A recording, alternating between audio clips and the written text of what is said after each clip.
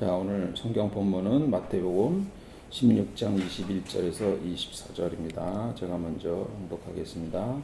그때부터 예수께서는 자기가 반드시 예루살렘에 올라가야 하며 장로들과 대제사장들과 율법학자들에게 많은 고난을 받고 죽임을 당해야 하며 사흘째 되는 날에 살아나야 한다는 것을 제자들에게 밝히기 시작하셨다. 이에 베드로가 예수를 따라 붙들고 주님은 안 됩니다. 절대로 이런 일이 주님께 일어나서는 안 됩니다. 라고 말하면서 예수를 내밀었다. 그러나 예수께서는 돌아서서 베드로에게 말씀하셨다. 사탄아, 내 뒤로 물러가라. 너는 나에게 걸림돌이다. 너는 하나님의 일을 생각하지 않고 사람의 일만 생각하는구나. 그때 예수께서는 제자들에게 말씀하셨다. 누구든지 나를 따라오려거든 자기를 부인하고 제 십자가를 지고 나를 따라오너라. 네. 오늘 설교 제목은 자기를 부인하고입니다. 끝에 물음표가 붙었어요. 한번 좀 고민해 보겠다는 뜻입니다.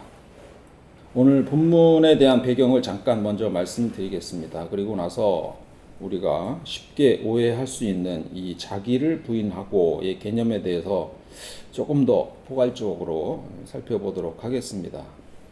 본문 말씀이 있기 전 베드로는 주는 그리스도시요 살아계신 하나님의 아들입니다 라는 위대한 신앙 고백을 합니다. 하지만 그 후 예수님이 내가 고난을 받고 죽임을 당해야 한다고 말씀하시자 베드로는 예수님을 붙들고 강하게 항변합니다. 이런 일이 절대로 일어나서는 안 됩니다. 라고 말합니다. 게다가 대들듯이 말했다고 되어 있습니다. 제자들에게 예수 메시아, 예수 그리스도 뜻이죠. 예수 메시아는 로마를 몰아내고 이스라엘을 수직적 위계 질서의 정상에 올려놓을 강력한 지도자였습니다. 그들은 예수님이 왕이 되면 자기들도 그 옆에 권력을 누리는 승리의 시나리오를 쓰고 있었을지 모르겠습니다. 이에 대해 예수님은 베드로를 향해 사탄아 내 뒤로 물러가라 하고 굉장히 심하게 꾸짖으십니다. 예수님의 길은 정복이 아니라 밑으로 내려가는 희생의 길이었는데 제자들은 그 반대로 생각하고 있었습니다. 그리고 나서 오늘 본문 말씀을 하시는 겁니다. 여기에서 자기를 부인하고 라고 말씀을 하십니다. 여기서 말하는 자기 부인은 내 존재 자체를 부정하는 것이 아니라 나를 세상의 중심이자 모든 가치의 기준으로 삼으려는 욕망을 내려놓는 것입니다. 베드로의 생각을 내려놓고 주님의 뜻하는 바를 받아들이라는 것일 것입니다. 그리고 나서 제 십자가를 지고라고 말씀하십니다. 예수님의 십자가를 지고라고 생각을 했습니다. 저도 예수님의 십자가를 져야 되나? 그게 아니고 제 십자가를 지고였습니다. 남의 짐이 아니고 제 짐이라는 뜻입니다. 나에게 맡겨진 고유한 역할과 책임을 다해야 한다는 뜻이겠죠.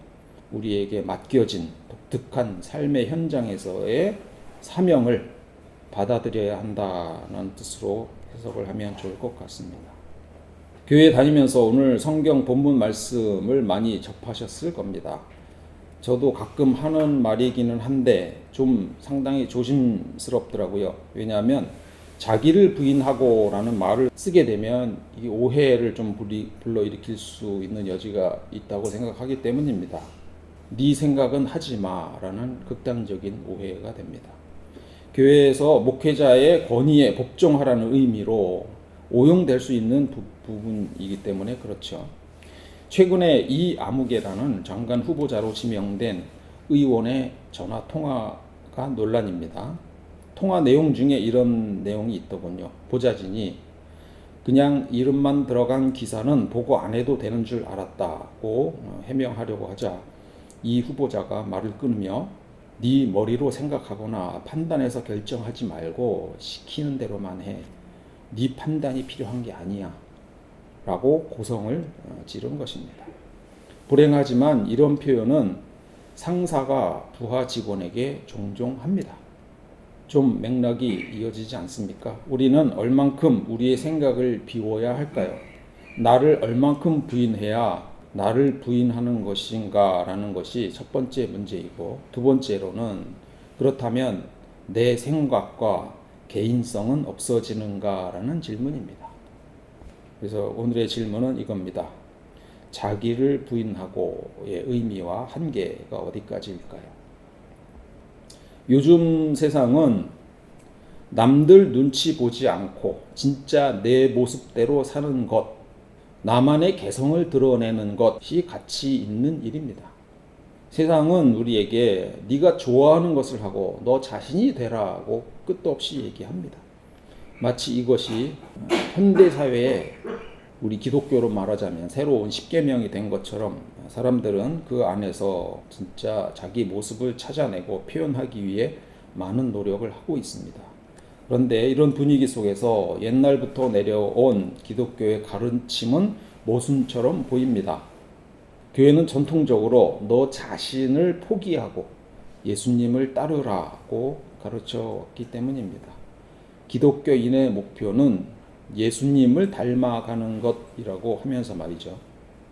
나다움을 강조하는 요즘 세대에 자기를 포기하라는 말은 조금 이해하기 힘든, 받아들이기 힘든 좀 어려운 숙제가 되었다고 생각합니다. 여기서 중요하고 근본적인 질문이 생기는 것이죠. 만약 신앙생활이 근본이 되는 예수님을 따라가야 하는 것이라면 믿음이 좋아질수록 나만의 독특한 성격이나 개성은 버려야 할 불순물에 해당하는 걸까요?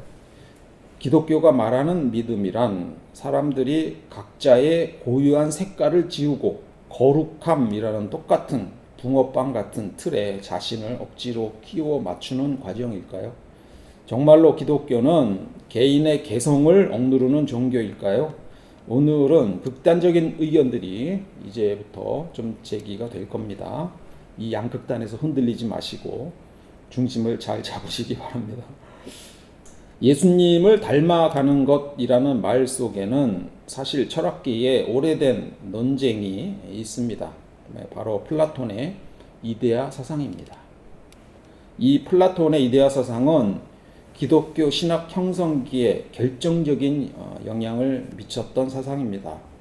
플라톤주의는 존재를 수직적인 위계 질서로 파악합니다. 저 위에 이데아가 있고 그게 원본입니다. 이 세상은 그 이데아라는 원본의 복사본이라는 것입니다. 따라서 복사본이 얼마나 훌륭한지를 알려면 그것이 원본에 얼마나 가까운지를 판단하면 되는 겁니다. 어떤 복사기가 훌륭한 복사기입니까? 원본과 가장 가까운 결과를 내는 복사기가 좋은 것이겠죠. 이런 사고는 근대에 올 때까지 굉장히 오랫동안 지속되었습니다. 예를 들어 중세 사람들은 신, 천사, 인간, 동물, 식물, 그 다음에 돌과 같은 광물로 이어지는 엄격한 수직적 위계 질서가 있다고 믿었습니다. 위로 갈수록 원본인 신에 가깝고 아래로 올수록 더 멀어지는 것이죠. 이데아를 설계도로 생각해서 하셔도 좋습니다. 집 건축을 현실 세계라고 해보죠. 집은 설계도에 따라 건축이 되어야 합니다. 그래서 설계도와의 일치 정도로 지어진 집의 가치를 따지는 겁니다. 아마 이런 말 많이 들으셨을 겁니다. 우리 자랄 때 많이 듣던 말인데요. 튀지 마. 사람들 사이에서 튀지 마. 공동체에서 비슷하게 행동하고 말하고 생각하라는 겁니다. 잠정적인 설계도가 있는 것처럼 우리는 그 설계도에 따라서 또 공동체 생활을 하라고 교육받아 왔습니다. 초대 교부 어거스틴은 악을 선의 결핍으로 정의했습니다. 존재는 그 자체로 선하며 악은 실체가 아니라 존재의 충만함에서 멀어진 상태라고 말합니다. 어거스틴이 사용한 이 존재라는 단어를 이해할 필요가 있는데요. 이 존재란 단어는 단순히 존재한다, 존재하지 않는다라는 의미가 아니고 얼마나 충만하게 존재하는가의 문제입니다. 따라서 더 많이 존재할수록 더 선하다가 되는 것입니다. 여기서 더 많이 존재한다는 것은 더 완전하다, 더 기능이 뛰어나다, 원본인 신의 형상을 더 많이 닮았다라는 뜻을 포함합니다. 예를 들어 태양은 100%가 빛이지만 촛불은 태양만큼 환하게 존재하지는 않습니다. 그리고 논리 구조에서 신과 가장 닮은 것이 가장 선한 것이 되고 신과 달라질수록 차이가 많이 생길수록 악에 가까워지는 겁니다. 이러한 신학은 무의식적으로 다음과 같은 등식을 만들어 냈습니다. 거룩함이라고 하는 것은 보편성이고 그것은 동일성입니다. 가톨릭 철치라는 보편교회라는 말은 여기서 나온 겁니다. 그리고 죄라는 것은 다르다는 거예요. 특수하고 다르다는 것입니다. 이것이 중세 신학의 기본 틀이라고 저는 이해합니다. 중세 수도원 전통이나 청교도적 경건주의에서 개인의 취향이나 기질, 욕망 이런 것은 다 억제가 되고 획일적인 금욕주의를 추구했던 이런 삶은 우연이 아닙니다. 엄격한 규율에 따라 동일한 방식의 삶을 추구하는 것입니다. 그것은 플라톤주의적 존재론의 필연적인 귀결이었습니다. 하나님의 형상이라는 원본이 있다는 논리에 따라 개인의 독특성은 언제나 보편적 규범에서 일탈이나 부족함으로 밖에 해석이 될 수밖에 없었습니다. 이렇게 개인성을 억압하고 다른 것은 틀린 것이다 라며 획일성을 강조하는 사회에 반기를 드는 사람들이 생겼겠지요. 계몽주의 이후에 이러한 생각이 보편화되기 시작했는데 중요한 철학적 틀을 세운 인물은 20세기 후반 프랑스 철학자 들레즈입니다. 다름이 기준이 되는 원본은 어디에도 없다는 겁니다. 어거스틴에게 차이는 원본에서 멀어진 결핍이자 악이었지만 들레즈에게 개체들 간의 차이는 새로운 존재를 만들어내는 긍정적인 에너지라는 생각입니다. 다른 게 틀린 것이 아닌 다채로움이다라는 생각입니다. 존재는 반드시 자기 개성을 드러내게 되는 것이고 개성을 드러낸다는 것은 차이를 드러낸다는 것입니다. 그러니까 차이가 바로 이 존재의 의미가 되는 것입니다. 들레즈는 시뮬라크르라는 요상한 단어를 만들어냈는데요. 이게 원본 없는 복제물이란 뜻입니다. 이게 좀 말이 어렵긴 한데 복제물이란 단어 자체가 원본이 있다는 뜻인데 어쨌든 좀 모순처럼 들리긴 하지만 어떤 개체예요. 근데 원본이 없는 개체라는 뜻입니다. 그렇게 쉽게 이해하시면 될 것 같아요. 그래서 이 세상은 원본과 복사본의 위계가 아니라 이런 시뮬라크르들의 세상이라는 것입니다. 원본이라는 이 기준이 사라지게 되면 모든 차이는 이 모든 개체가 그 고유한 가치를 지니게 된다는 것입니다. 우리가 집을 짓는다고 한번 가정을 해보겠습니다.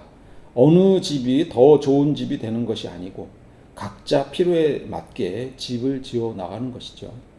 따라서 더 좋고 나쁜 집이 있는 것이 아니라 필요에 따라서 맞게 지어진 그 고유한 가치가 있는 집이 있다라는 관점입니다.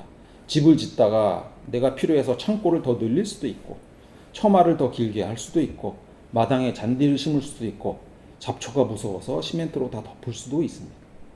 어떤 집이 더 좋은 집입니까? 없습니다. 각자 필요에 따라서 다 집이 지어지는 것입니다. 이 각각의 집들이 모두 시뮬라크르가 됩니다. 자, 여기서 또 다른 반론이 생깁니다. 기독교에서 이 생각을 당연히 경계했겠죠. 원본이 없이 모든 개체가 모든 시뮬라크르가 중요하다고 하면 그래서 개성을 존중해주면 자기 자신이 모든 기준이 되어버리는 겁니다. 신을 중심으로 한 위계 질서를 세워야 할 기독교 입장에서는 좀 받아들이기 힘든 사상이 되겠습니다. 오랜 기간 동안 차이를 틀린 것으로 간주해온 이 기독교가, 그런데 이 이론이 너무 설득력이 있어서 이제 차이를 인정하지 않을 수 없는 시점에 온 것입니다. 그럼 성경이 인정한 차이는 무엇이었고 또 요구한 획일성은 어느 정도 범위에 있었는지 한번 보겠습니다. 사실 성경은 모범은 제시하지만 모든 인간이 동일한 모양의 복사본이 되어야 한다고 말하지는 않습니다. 성경이 인정하는 차이는 풍요로운 다양성에 가깝다고 생각을 합니다. 사도 바울이 언급한 몸과 지체의 비유는 들레즈가 말한 차이의 긍정과 맞닿아 있는 내용입니다. 눈은 입이 될 수 없고 손은 발이 될 수 없듯이 각 지체가 서로 다른 것은 결함이 아니라 몸 전체의 생존과 아름다움을 위한 필수 조건이 되는 것입니다. 이때 성경이 요구한 획일성의 범위는 외적인 모양인의 삶의 방식이 아니라 어떤 근본적인 마음이 아닐까 생각합니다. 그러니까 집을 짓는 모양은 각자의 필요에 따라 다를 수 있지만 그 집이 어떤 사랑이라는 기반 위에 지어져야 한다는 그 본질적인 방향만큼은 최소한의 기준이 되어야 한다, 그런 얘기가 되겠습니다. 기독교가 진정으로 경계해야 할 것은 이 다름이 아니라 그 다름이 소통으로 멈추고 분열로 이어지는 지점이 되겠습니다. 오늘날의 기독교는 차이를 어거스틴식으로 원본으로부터의 결핍으로 볼 것이 아니라 하나님이라는 원본의 풍성함이 아주 수만 가지의 빛깔로 드러나는 다양성의 축제로 재해석해야 하지 않을까 생각합니다. 성경이 말하는 지체의 풍성함은 바로 이러한 차이를 긍정하는 데서 시작합니다. 그러나 오늘날 많은 한국교회는 이런 다양성을 받아들이기보다 신앙적 획일주의에 머물러 있습니다. 신앙의 성숙도를 시스템에 대한 수능도로 평가하며 정통성이라는 이름 아래 내 생각이 맞으면 맞고 네 생각은 틀리다라는 이분법적 논리를 고수합니다. 틀을 벗어난 질문이나 고유한 개성은 믿음 부족이나 공동체의 위험 요소로 규정됩니다. 이 과정에서 다름은 풍성한 대화의 소재가 아니라 교정해야 할 오답으로 전락하게 됩니다. 이러한 위계와 배타성이 지배하는 곳에서 성도들은 개별적인 삶의 주체성을 잃어버리게 됩니다. 예를 들어 하나님과의 관계 속에서 답을 찾아가는 능력은 없어지고 교회가 정해준 지시와 정답만을 맹목적으로 수용할 수밖에 없게 되는 것입니다.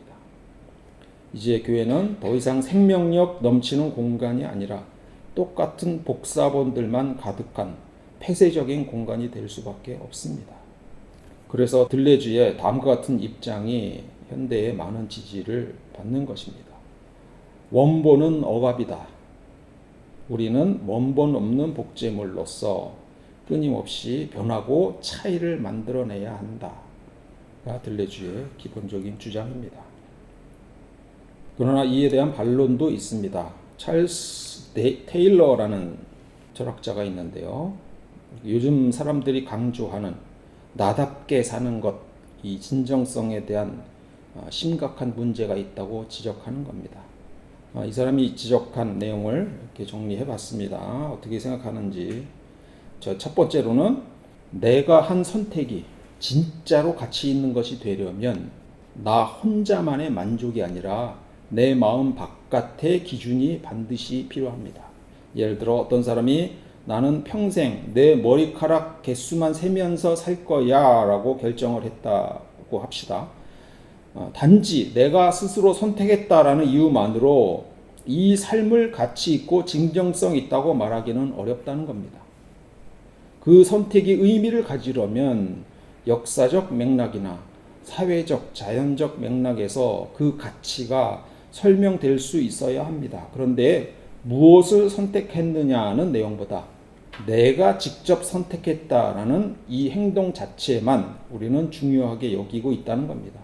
두 번째로, 모든 개인적 선택이 다 중요하다면 결국 아무것도 중요하지 않다는 얘기입니다.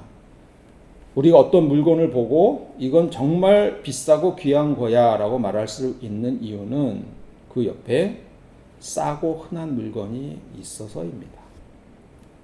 그런데 내가 좋다고 선택했으니 모든 게 다 똑같이 소중해 라고 말하는 순간 더 귀하고 덜 귀한 것의 차이가 없어져 버린다는 얘기입니다. 마치 모든 선수들에게 금메달을 다 똑같이 주는 것 같이 내가 한 선택이 얼마나 좋은 건지 대단한 건지를 검증할 방법이 사라진다는 겁니다. 테일러는 이것을 지평선을 닿는 행위라고 불렀습니다. 지평선은 역사나 사회 같은 나보다 넓은 세상의 맥락을 뜻합니다. 넓은 지평선에서 내 선택의 의미를 평가해야 한다는 겁니다. 내 마음이 제일 중요해 라고 여기서 문을 닫아버리면 우리는 더 넓은 세상에 있는 지평선에서의 나를 보지 못한다라는 얘기입니다. 즉 테일러가 보기에 들레즈식의 무조건적인 원본 파괴는 자칫하면 우리 삶을 지탱해주는 의미의 그물망까지 다 찢어버릴 수 있다고 주장합니다. 게다가 여기서 추가적인 의문을 더 제기해 볼 수도 있습니다. 나답게 사는 것이 정말 나답게 사는 것일까요? 혹시 나답게 사는 것이라고 착각하는 것일까요? 너 자신이 되라는 명령이 실제로 타인이 부러워할 만한 자아를 연기하라는 모방 욕망이 아닐까요? 그렇다면 이것은 오히려 개별성의 추가가 아니라 개별성의 상실이 된다는 겁니다. 다른 사람과 같은 것을 똑같이 욕망하는 것이 되기 때문입니다. 우리는 타자의 욕망을 욕망한다라는 유명한 말이 있습니다. 이것은 정말 내가 원해서가 아니고 남들이 좋다고 하니까 혹은 남들에게 인정받고 싶어서 내가 그거를 원하게 된다는 뜻입니다. 예를 들어 우리가 명품 가방이나 좋은 차를 갖고 싶어 하는 이유를 생각을 해보면 그 물건의 기능 자체가 필요하죠. 근데 필요한데 좋은 차 필요해서라기보다 그 물건을 가졌을 때 타인이 나를 바라보는 그 부러움의 시선, 하차감이라고 하죠. 그거를 갖고 싶은 건 아닐까요? 저 가방을 갖고 싶어라는 진짜 뜻은 다른 사람이, 타인이 저 가방을 가진 나를 멋진 사람으로 인정해 주길 바래, 욕망해 주길 원해 라는 뜻이라는 겁니다. 즉 내가 원하는 것은 물건이 아니라 다른 사람의 인정이라는 겁니다. 아무도 못 알아보는 명품을 비싼 돈 주고 사시겠습니까? 아니면 누가 조금이라도 더 알아봐주는 조금 싼 명품을 사시겠습니까? 제가 아는 집사님 한 분은 해외여행에서 돌아올 때 가방을 살 기회가 있었는데 아무도 그 브랜드를 알아줄 만한 사람들이 주위에 없어서 사기를 포기했다는 말을 들은 적이 있습니다.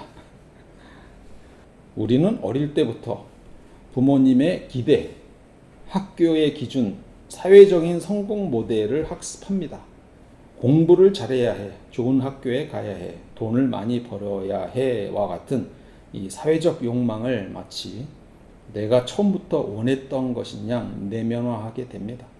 결국 내 욕망이라고 믿었던 것들은 사실은 사회가 나한테 주입한 것들인 경우가 많습니다.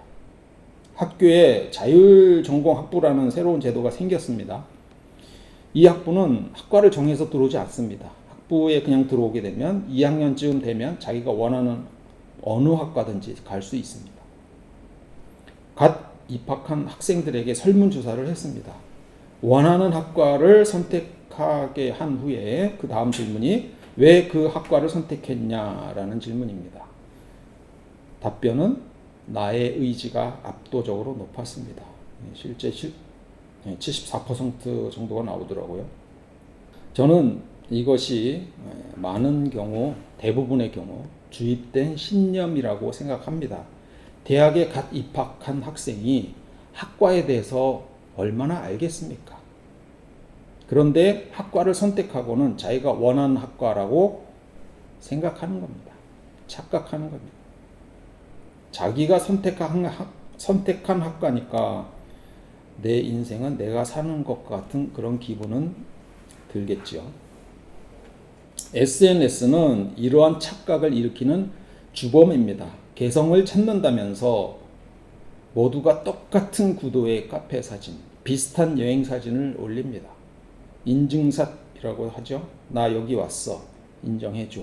뭐 이런 겁니다. 여기 오는 걸 다들 부러워할 거잖아. 나 여기 왔어. 자랑하고 싶은 겁니다. 남들에게 보여주기 좋은 이미지로 나를 꾸미는 행위들입니다. 이런 행위에 정말 자신의 주체적인 욕망이 반영되어 있다고 장담하실 수 있나요? 자, 여러 의견들이 나왔는데 길을 잃으시면 안 됩니다. 두 개념을 통합할 시점에 온 것 같습니다. 이데아 사상의 획일성에 대한 비판을 수용하면서도 또 지나친 나다움에 대한 경계를 말씀드린 겁니다. 자기를 부인하고 제 십자가를 지라는 말씀이 저는 악용되지 않았으면 좋겠습니다. 이 말씀은 우리를 개성 없는 복사본으로 만들려라고 하는 그런 압력이 아닙니다. 동시에 우리가 마음대로 살아도 좋다라는 뜻도 아닙니다. 진정한 자기 부인은 나를 없애는 것이 아니라 나로 가장하고 있는 가짜 나를 거부하는 것입니다. 그것은 내 안에 깊이 뿌리 박힌 이 배려 없는 나만의 이기적인 욕망, 그리고 끊임없이 남의 시선을 의식하면서 타인의 욕망을 마치 내 욕망인 것처럼 다른 사람이 다 좋다고 하니까 나도 그렇게 하고 싶은 것처럼 흉내내는 가짜 자아를 거부하는 것입니다. 한쪽에서는 판단하지 말고 시키는 대로만 해라고 하고 의심하지 말고 그냥 믿으라고 하고 나를 없애는 세상과 교회의 극단적인 그리고 고압적인 이런 명령을 거부해야 하고요. 또 다른 쪽에서는 나만 좋으면 그만이라는 무책임한 속삭임으로부터 나를 지켜야 합니다. 타인의 욕망이 마치 나의 욕망인 것처럼 속아서 그 욕망을 추구하며 착각하는 나를 건져내야 합니다. 사실 이것을 성찰하는 건 쉬운 일이 아닙니다. 우선은 SNS를 멈춰야 합니다. 가능한 한 다른 사람들의 평가를 받는 시스템으로부터 자유로워야 조금 더 주체적인 생각을 할 수 있다고 생각을 합니다. 이 양쪽 극단을 벗어나서 적절한 지점을 잘 찾아내는 것이 중요하다라는 것이 오늘 설교의 핵심입니다. 설교를 준비하다가 보니까 유교의 중용 사상이 생각이 났습니다. 나를 완전히 버리는 것과 나만으로 세상을 채우는 것 사이에 어딘가 하나님이 설계하신 가장 나다운 나를 현명하게 세우고 살아가라는 이것이 중용의 사상과 맞닿아 있지 않은가 생각했습니다. 가짜 자아를 비워낸 가장 나다운 나가 있는 자리에서 우리는 비로소 나의 십자가, 자기 십자가를 질 수 있다고 생각합니다. 이 십자가는 나만의 십자가여야 하고 내가 감당할 수 있는 그런 책임이 되겠습니다.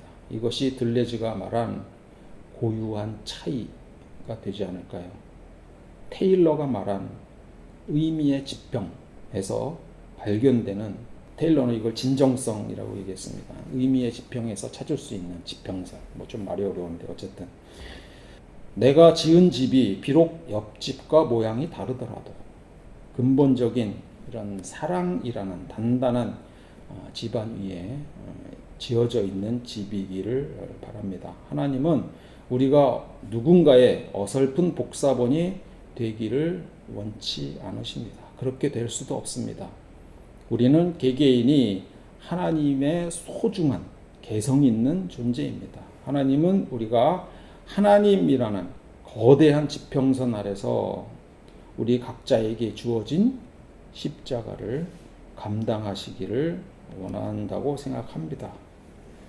이번 한 주간도 타인의 욕망을 흉내내느라고 지친 나를 거부하고 조용히 하나님을 만나시면서 하나님이 우리의 삶에 허락하신 우리만의 고유한 빛깔을 찾아가시기를 바랍니다. 기도하시겠습니다.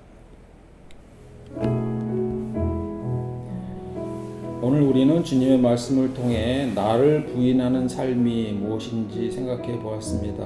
우리를 각기 다른 모습으로 창조하시고 저마다의 이름을 불러주시는 이 주님을 찬양합니다. 우리에게 나를 완전히 지워버리는 획일성의 유혹과 나만이 전부라는 이기적인 방종 사이에서 길을 잃지 않게 하시고 우리로 하여금 각자의 자기 십자가를 기쁘게 질 수 있게 인도하옵소서. 그것이 비록 남들과 달라 보이고 때로는 외로운 길일지라도 나만이 감당할 수 있는 사랑의 책임임을 깨닫게 하옵소서. 사랑이라는 단단한 집안 위에 저마다의 독특한 집을 짓게 하시고 그 다양한 집들이 모여 하나님의 나라라는 풍성한 마을을 이루게 하옵소서. 누군가를 흉내내는 연기자가 아니라 주님이 지으신 본래 모습대로 당당하게 살아가는 참된 제자가 되게 하옵소서. 예수님 이름으로 기도드립니다. 아멘.